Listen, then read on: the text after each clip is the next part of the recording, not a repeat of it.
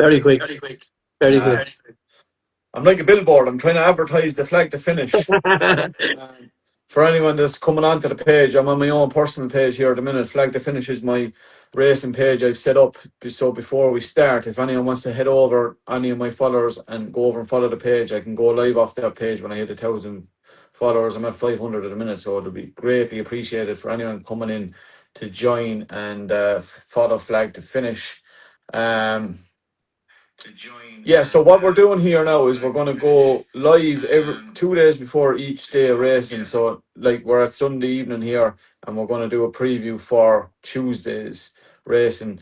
So, we have full declarations for each day. So now we know where the horses that we're going to preview for each race. Because some of the notes I actually done a preview last night, and these races I previewed and tipped horses in haven't turned up or been declared or went to the other races. But look, we're going to have it's more of a final declaration preview what we're going to do. So it's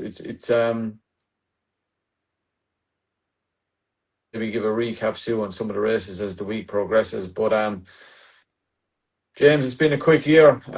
It's a very, very open festival this year, which makes it more exciting to watch. A lot harder to pick winners, and maybe a lot easier to pick winners, and hopefully we get a few big prize selections in on the day. There's some cracking renewals of the big races, I think.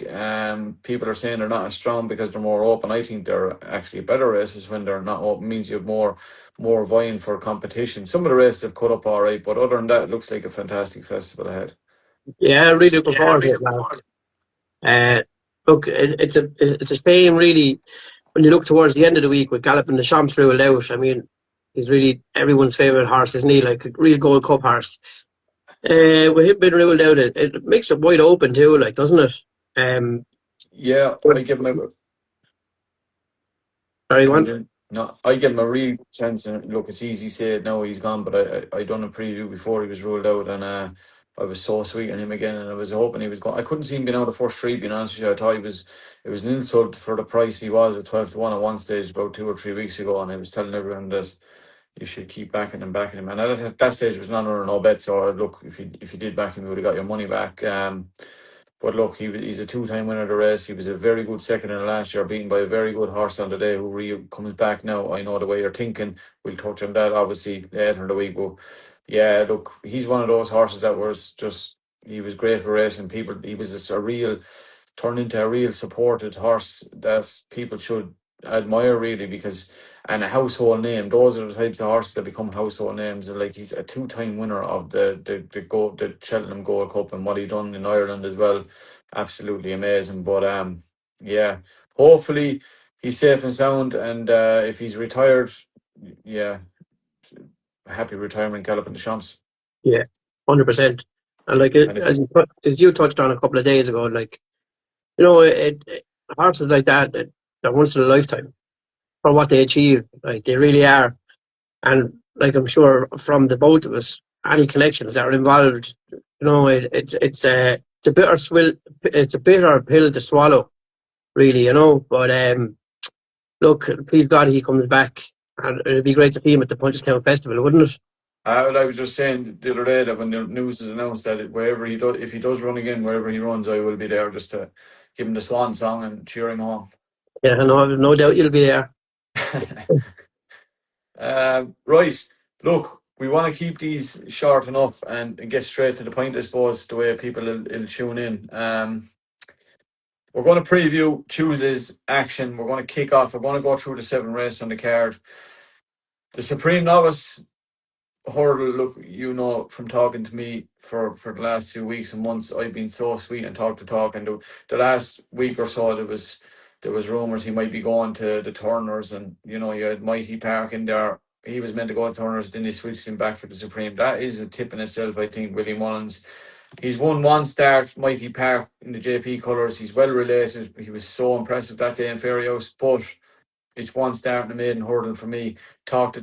Look, I've very few anti-post bets now. I'm not that type of a bettor now. I tend to just more wait for the time and have more of a fun bet now. But Talk is the one that I backed anti-post. So I was praying he just turned up here number one. Otherwise, I was without a bet in the race.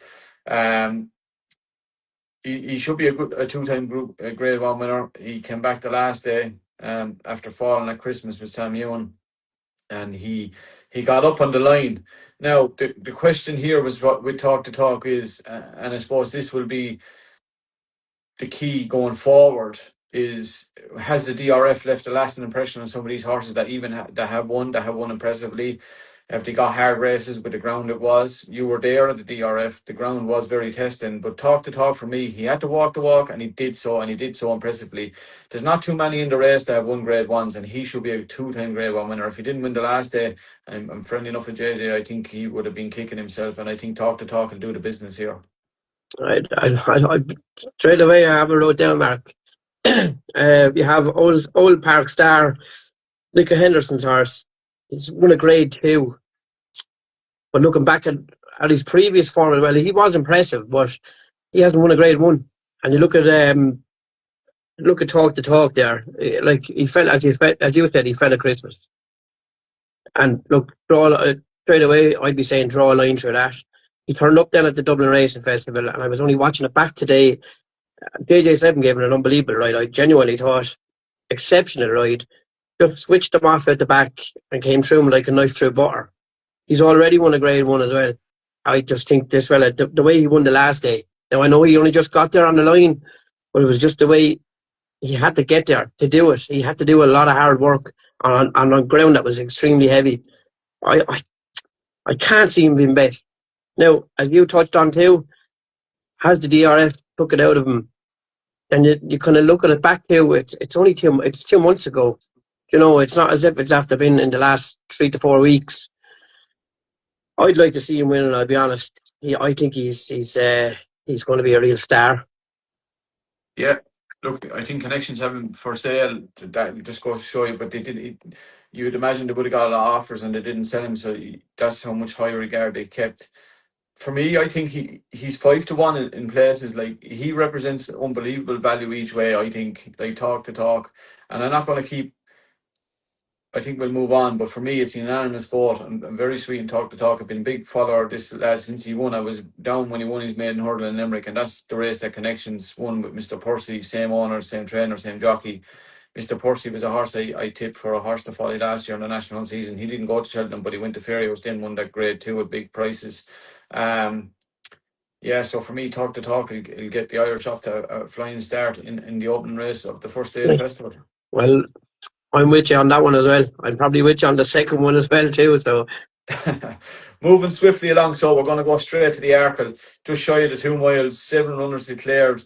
Lalamba and Copac de Bose topped the betting here. They were Lalamba was favourite. Copac de Bose, we've only seen his one start over fences, which was in Navan in November. He missed the DRF. He missed Christmas. He missed the DRF. And the question was he going to go to Cheltenham? But he done a piece of work after race, and I think it was in Fairyhouse. No, I think Punchestown was the first one. From what I gathered, I wasn't there. They've never been as many to stay around watching National Hunt pieces of work in their life. Copac de Vos last year, Supreme Novice winner, and Lulamba looked unbeatable going to the festival last year and was second in the Triumph and got ran down by 101 shot, making his debut over hurdles with Ponross. That still sticks in my mind. I'm a real suckler for Cheltenham form. I think you either have it or you don't. And don't get me wrong, he was second, and I think he was only beaten a half a length or a neck at the time.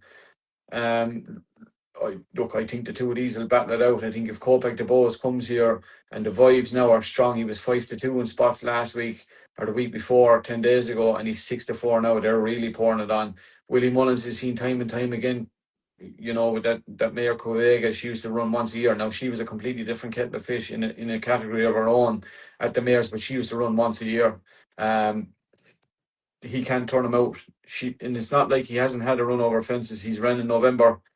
He won in Navan, but the way he won in Navan, I was just so impressed with him. The way he jumped over fences, and if you watch back some of the photos after the race, I think they capture Paul Townend's face expressions, the way he was really enjoying himself on this Gelda's son and no risk at all.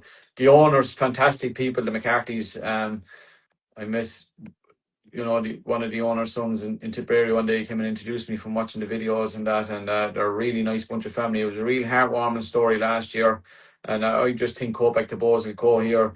Once the run, once he didn't need that run, and I don't think he did, because the piece of work he done was, you could essentially say, was nearly a mini race. It wasn't like a normal piece of work, and I believe Paul Townend probably gave him a good gun in there just to see what he had under the hood from all accounts. So Copac de Bois for me, and I think he could be very impressive here. I think myself that this lad could put on a performance, and the performance of the novices this year.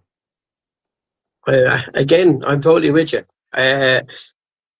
As you touched on, he's only had the one run over fences back in Navan. It was back in November, and he absolutely annihilated what was in front of him. Well, what was behind him. As you said as well, he's had 2 pieces of work.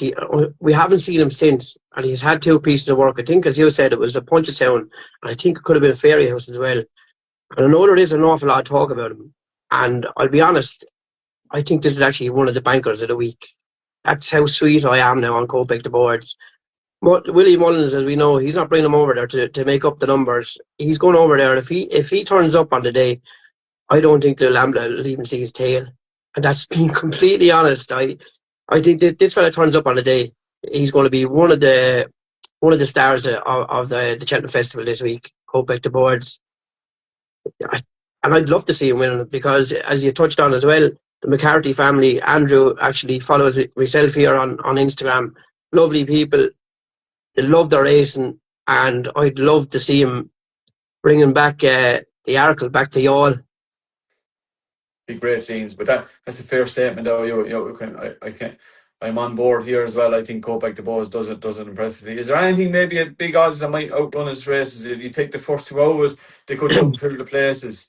But you're only 7 runners, so you're not going to really you're only going to get 2 places in the race. So if there was 3 places in the race, I'd imagine it might be a bit shorter with some of these. I think Steel Alley could outrun his odds, but Carrigeezy wouldn't be without a chance either for Danny Mullins and Willie Mullins. You've often seen Willie or Danny combining with Willie on the so-called second string and that to pick up the pieces. And maybe if Copac was needing to run and mightn't get home, Carrigeezy might pick up the pieces. Yeah, I was looking at him earlier, second to Romeo Colio the last day at the DRF, and the horse, in fairness, I don't think he's never been too far away. So, as you said, to pick up the pieces, if things didn't go to plan, you can never rule out Danny Mullins or Willie Mullins' horse. Yeah, and she actually won the county last year, so she's superb form at the track, and she's getting the £7. So I think myself, it could be a Willie Mullins one too. And if Copac doesn't produce what we think he'll produce, I think Carrigeezy could be there to pick up the pieces.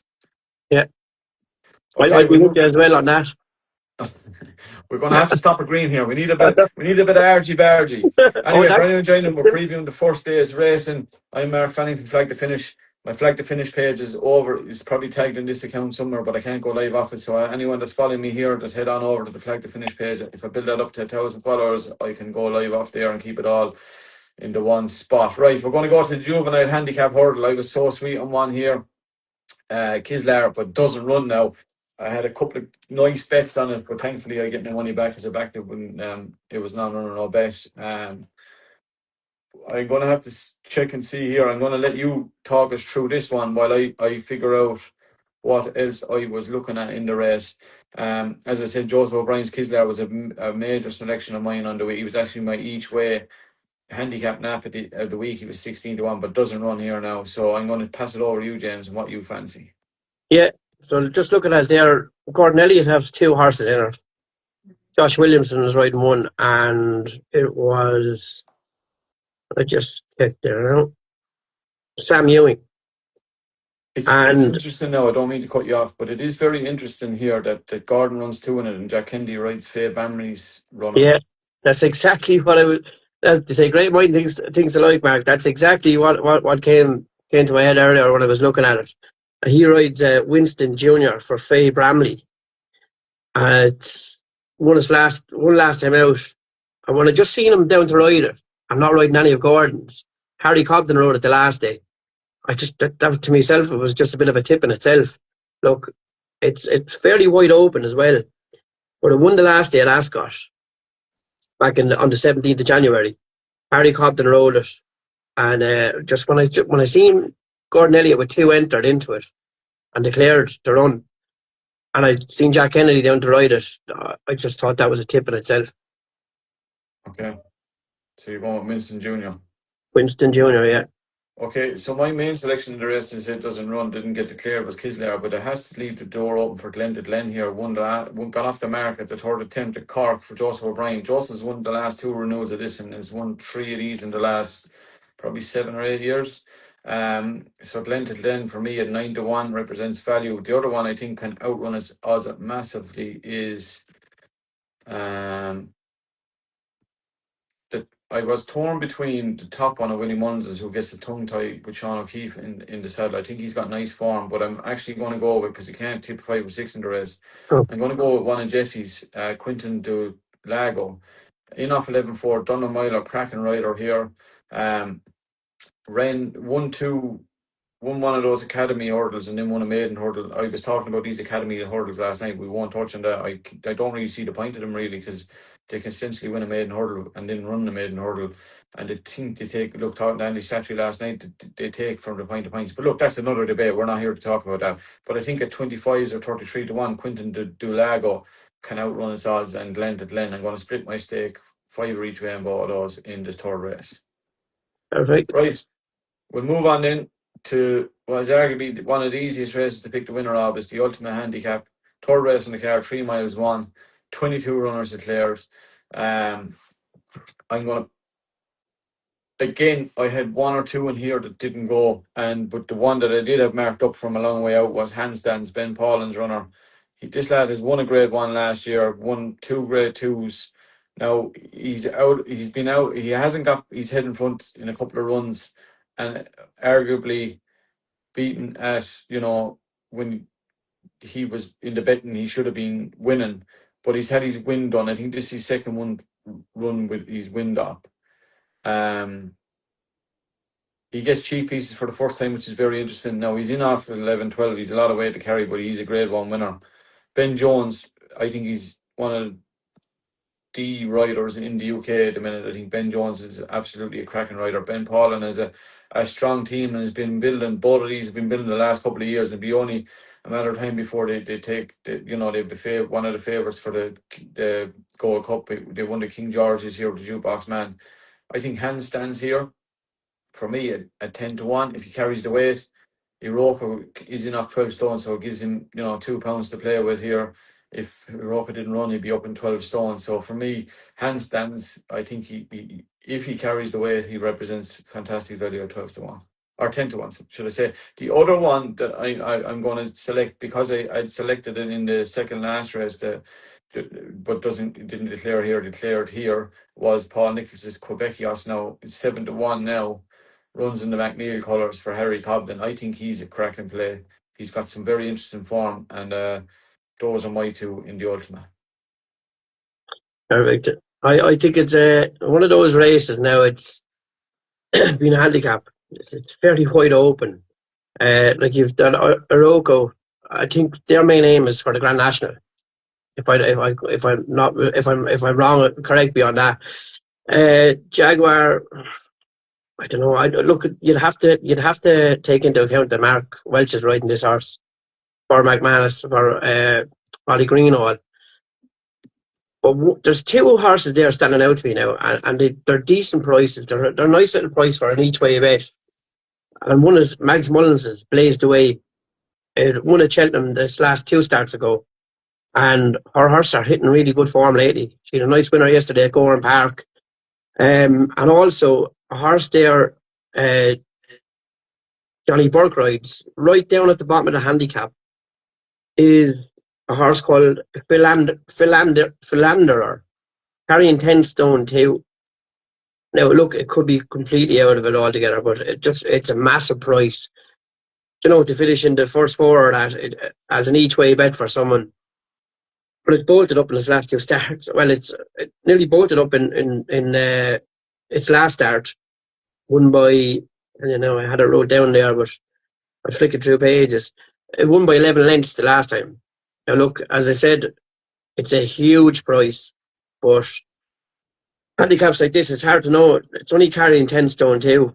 It means Johnny a Burke, lot.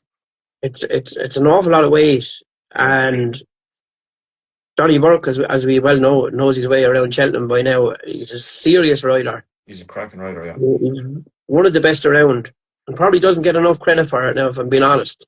yeah. But he's right down at the bottom of the handicap and carries 10 stone too. As I said, for an each way bet, and I would also go with Mags Mullins' horse for an each way bet. Blaze the way, Danny Mullins rides. So plays the way in Philander for James, and I'm with Quebec Eos and Handstands, both of them each way. Okay, let's move to the feature race. We know now. I was saying last night I was saying for last week really that all roads lead Rossimo here. I think they had to take a pop at it. Could it be a year too late? I don't think so. I think she'll win, and she'll win impressively. Rossimo, she'll win the champion hurdle. She was 5-2 last night. I was predicting the market last night in the preview, and I had a spot on. I reckon if she got declared, she'd be 15-8, and your man would be 9-4, which is the new line. He actually's 5-2 now. Last year's Turner's winner. We're talking about the champion hurdle. Um, all along, I didn't know, going back more than about a week ago, I didn't think that Lossima was going to go here. But the vibes for me, I was so sweet on her going for the champion hurdle. But before that, I was thinking if she didn't go and if the race really cut up, and I actually had a little small each way play on Anzadam, each way 20-1. Like his form, he's a quirky so and so, right? But he's still very lightly raced. He came over and he won a grade 3 on debut, coming from France. Then he went and backed it up and won another grade 3, the limestone lad in Naas. He was then second you could say any season reappearance in the fighting fifth of grade 1. And he looked like he was coming there to win. Now he got beat a length and a half. That was the race that the New Lion fell in. He was beaten a length and a half by Golden Ace, last year's winner. I still reckon that, look, if you take out his last 2 runs, he ran at the DRF and he ran at Christmas in them grade 1s.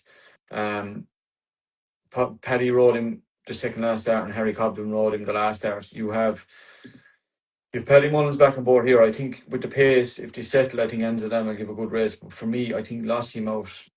I think they'll all be chasing her tail and she'll become, what is it now, a 4-time winner at the festivals. Like, if you go back through her form, it's scintillating. I know Brighter Days turned her over the last day, but for me, this is her hunting ground. She'll have her ground. She has her track. Brighter Days ahead for me, not taking anything away from the mare. Some horses are either Cheltenham horses or not, and until she goes and wins this, and if she did win it, then I can eat my words in a sense.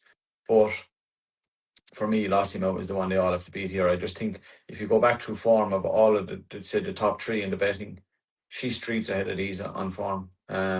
Golden Ace, she's the price she deserves to be now. Obviously, with Lossimo declaring, she's gone out a little bit. She was 6-1, now she's 8-1. She'll give a good account of herself again, and it was great to see her backing it up again in the fighting fifth. But for me, Lossimo is the one they all have to beat.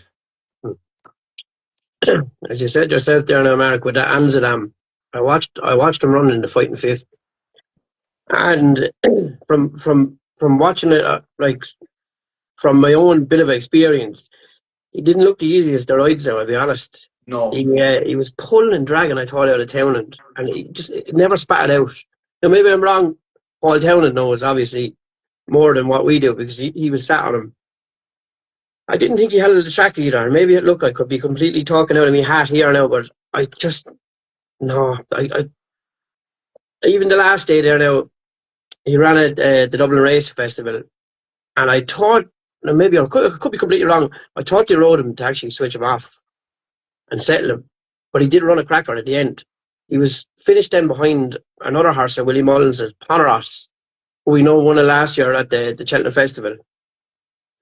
Well, look, the New Lion, he's a good horse in his own right. Don't get me wrong. There's no question about it. But I do wonder, after watching him, was it in the fighting fifth when he fell? Is there a bit of a quirk to him? Because he was ducking around and looking at hurdles as well. And I just thought, like, for a horse that was big, so big up to win a champion hurdle, to go in and having a look at hurdles, and he's as I said, he ran around a bit for me now that day, and he made his mistake and it cost him. as you had touched on as well, last year out, she's going for a 4th consecutive Cheltenham Festival win. And I'd be honest, she'd be the one for me now as well. I'd be honest. I was loving to see her running the last year. She obviously didn't. But what really sparks it for me now is with cheek pieces on first time. And I think with the cheek pieces on her, she'll be sharper. We know she'll get the trip, obviously. She's a serious mare. And I just think with the cheek pieces on her on Tuesday, we'll see the real Lassie out, I think. And going back last year when you had Mullins' horse there, the horse that was just coming out to win the champion hurdle. State man. Cheek pieces on was the first time, I think, that day as well. Yeah. He was very unlucky. Very unlucky that day. Wore the cheek pieces again going back to Punchestown and absolutely trashed the whole field. I think she's the bet for me now in this, especially with cheek pieces on first time too. I think we're going to see a different mare altogether. We're going to see the real Lassie out, I think. It's interesting that they apply the cheek pieces, and look, you've seen, as you said, when a trainer like Willie Mullins uses cheek pieces or Aidan O'Brien, they do it, they target that race. They know maybe from their last run what she's needed. Paul Townend would come in and said, and yourself having conversations, having rode before in races and being a jockey, like sometimes you can come in and say she'll win the next day with cheek pieces, and that's the conversations we can have. Yeah. But for me, her course form is unbeatable around there, and I just think they will be chasing her home. They'll only see her tail. Yeah. Same brighter days ahead. I've heard a couple of times now that, she's ready for this. This is the race they're going for. She's lightly raced this year. But my concern is she's never won around Cheltenham. That is my concern. Whereas Lassie Mount is going for a 4th consecutive Cheltenham Festival win. Horses for courses, I've always said it, and Cheltenham is that in a nutshell. It is in a nutshell, really. It's one of those tracks that if you can run well at Cheltenham, if you don't run well all year, you can turn up. It can be worth a half a stone to you at times without having to do anything. Some horses it's like different tracks in Ireland and that. Like some horses like tight swinging tracks like Galway and that, and yourself, like it can mean a difference. Horses for courses, the old saying. Anyway, I'm unanimous. Lassie Mount. Right. Lassie Mount. I'm going with Lassie Mount, especially first time with cheek pieces. Lassie Mount. Right. Well, we'll try and move on to a race where we'll differ our opinions. So I'm going to go here straight to the penultimate race on the opening card, the 2.5 mile plate, the handicap chase. It's a very tricky one here. But for me, I think some of the English runners here, they might have it. Their handicap should be better. They should be better handicapped than the Irish. And for me, Peaky Boy is an interesting runner here for the O'Neills, John Joe Senior and John Joe Junior. He is very, very lightly raced, this lad. So you go back through his form, he's got some interesting form. Like 3 starts back, he was 3rd behind Haughty O'Callores, only beaten 2 and 3/4 length. Now that 3 starts back was back in December 24. He didn't came and ran an Ascot in the Grade 2, and he was beaten the street by the changing man, but he was supported enough that day. And then the last day he went to in February, I just think they were trying to get a run into him really, and he fell. So I think that if he can stay on his feet and get buried up with the way they'll run here, I think Peaky Boy at 18-1, he's a bit of value for me in the 2.5 mile. James? Yeah, this race is wide open, isn't it? Wide open. A horse that I think that for a big each way bet is about probably 12-1, could be a little bit lower, is a horse of Willie Mullins', O'Moore Park. Sean O'Keefe gets on really well with this horse. It's actually finished 2nd at Cheltenham, and it was 2nd and 3rd at Cheltenham both times. And I'm really sure it's actually running graded company as well. But it ran the last day at Leopardstown. Now it finished down the field. Back Me or Sack Me ran that day. Emmett Mullins' horse. He won that the horse won that day. But for a big price, I'd go with O'More Park. I think in a handicap, there's a huge pot, I think, genuinely in this horse. And Sean O'Keefe gets on really well with him. Don't be Yeah, fooled by the form. You know, there's one or two zeros there, but you go back and look through it. He's always been thereabouts, and I think the triple suit him as well. he's actually a horse, and I got a bit of information in one or two big races when he was running at big prices, and so he's a horse I've been watching, and he's run some great races in those big type of races, in those big handicaps. And as you said, if you can put it together on the day, and again, these type of races will suit those type of horses where they go fast early up, and you can get in behind, you can get settled. Yeah, He's that type of a horse, and he'll get a run through. I think Amore Park is a cracking each way yeah, play, but my selection the race is Peaky Boy. okay, Okay, we're going to go to the final race in the opening day, and again, anyone that's tuning in, we're going to go live every day, 2 days before each day. So obviously tomorrow night we go live for Wednesday's card, and we'll so forth for the week, and we get it out earlier. Again, if anyone is new here or tuning in, go over to my Flag to Finish page on Instagram and give it a follow. And anyone that's coming in from my side, give James a follow there as well. You'll see his link there. But if you go over and follow my Flag to Finish racing page, it means I can build it up and go live off of that page in the future. We're going to go to the final race in the car. This is a 3 mile 5, the National Hunt Cup. And it's a very intriguing contest. But the one that I had selected in some of the previews a couple of weeks back was Newtown Tornado. He was about 8-1 at the time. I was done a preview with Sean Flanagan about 2 weeks ago now.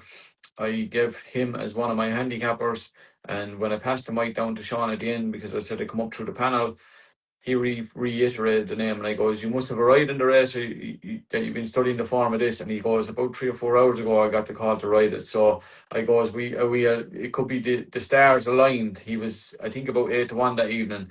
He's 4-1 now. He's super short. I backed it that evening at 8-1. Newtown Tornado, Rebecca Curtis.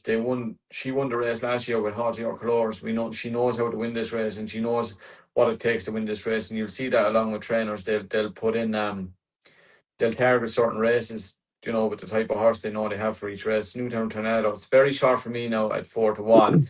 I wouldn't back it at 4-1, but it could drift out because, on the day, if something else gets supported and you have a couple of shrewdies running horses here, at 4-1, I wouldn't back it. If it goes around sixes again, I think it'd be value. Newtown Tornado has some cracking form. Now, he has a cracking form, and Sean Flanagan takes them out, as I said. But the one that can see out running the odds at massive odds, I'm not going to spend too much on it, is Mickey Bones' runner, Holkea, down the very bottom of the way at 10-8, and Shane Fenlon, a good rider, takes 5 off its back. It's 33-1. Has some interesting form. I went through it, and he was one that I had marked up for the handicaps. So Holkea at 33 is for a mad each way selection to put in our lucky 15 to finish the card out. But for me, Newtown Tornado was my selection. 2 short of 4s. I'd rather him see go back out and over 5-1. I think could be a bit of value. James? I've gone for Ollie Moore's or Ollie Murphy's horse in this. Weighed out. I was there that day. He won at Cheltenham, and I just got the impression that the further the trip, the better for him. Watching it that day, I watched it. I've been honest. I watched it back about 5 or 6 times, to be honest with you. And I know it was all over social media about the ride that Sean Bone gave the horse. Don't get me wrong, it was an exceptional ride. But the more I watched it back, the more I think he knew what was up his sleeve. He was only just cajoling the horse along. That someone that's looking out on the inside is probably thinking, and don't get me wrong, he did give it a great ride. There's no two ways about it. But I think he knew he had more up his sleeve, and I don't think he actually hit it till about the final fence after the last fence. I think the further he goes, the better. So I would be siding with Wade out for this one. Ollie Murphy and Sean Bowen. And Sean Bowen, I know, has yet to ride a Cheltenham Festival winner, so this could get him off the mark for the week. Yeah, and I think he's going. I think you might pick up some of Gordon's as well. Or, he came over to Ireland there and that. So I'd say he'll definitely have a winner before the week is out. Anyway. Yeah. Okay, so that concludes our first preview of the 2026 Cheltenham preview or festival. It's a cracking day's racing to get us started. Really looking forward to Champion Hurdle. I hope Lassie and all can do it. Really looking forward to the Arc. I'm actually looking forward to it all. The Supreme is a cracking race. The Arc is a cracking race. They're all cracking races. It's Cheltenham, and if you're not excited about these type of races, you shouldn't be watching National Hunt Racing or racing. But as I said, we're going to come on every day, preview every day, and 2 nights before each race. And again, if you can head over to my Flag to Finish racing page and give it a follow, it would help me out. James, a few words from you before we finish. Yeah, look, we both know we're not professional punters. And just to point it out to people, we're just having a bit of fun. We love racing. We go racing the whole time. So don't be overly hard on us. It's a bit of fun. I'm certainly looking forward to it. I can't wait for the Cheltenham Festival to begin. And I just hope, look, it'll be great if the few horses that we mentioned are there or thereabouts. I'd like to see Dunham win around at the Cheltenham Festival. He's had an unbelievable season here in Ireland. He works hard and he's a serious rider. And of course, he's linked up with Emmett Mullins. But I'd like to see someone like that now get a Cheltenham Festival winner. Yeah, and this is the type of racing where jockeys can burst onto the scene. They might already be riding winners, but that type of a festival. I seen Brian Cooper that year, and Dunham Miller. Look, he's well established now, and he's a cracking rider. Clive Donovan, well done, lads. Like the peaky boy pick mark. Well, hopefully we'll like it after the race, Clive. Cheers for the comment. But look, as James said, this is all what it is. We're two horse racing enthusiasts. We're trying to build media pages, but we go racing a lot. We try and highlight the sport for what it is, and we try and highlight it for the normal person. This year we're trying to do a lot more content in that, but with full-time jobs, sometimes it's not hard. Also, I'm in Limerick on Thursday before racing. It's one of my first big gigs for Boyle Sports now, where I'm doing the preview. So if anyone is racing on the Thursday, it's the only Irish meeting that takes place on Cheltenham week. That's starting at 11 a.m. So that's going to be a cracking day to look forward to. But again, like, I enjoy my Lucky 15. It's not, it's with money that I have spared up, or it's like for a hobby more than anything. We're not one of these get rich schemes. We're just here to have a bit of fun. We can get it right. If we get it right, we'll toot our horn about it. Don't you worry, especially if we get a 33-1 winner over. But look, again, it's what we can, play with fun, if that makes sense. And look, first and foremost, all the jockeys and horses to come home safe and sound. 100%, yeah. All right, James, we'll leave it there for that. We look forward to jumping on tomorrow evening and looking at day 2's racing. But look, it's like Christmas Eve. Christmas Eve, yeah. Right, I've been Mark Fanning from Flag to Finish Racing. You've been James Brennan from Irish Racing Media. Good night. Good luck.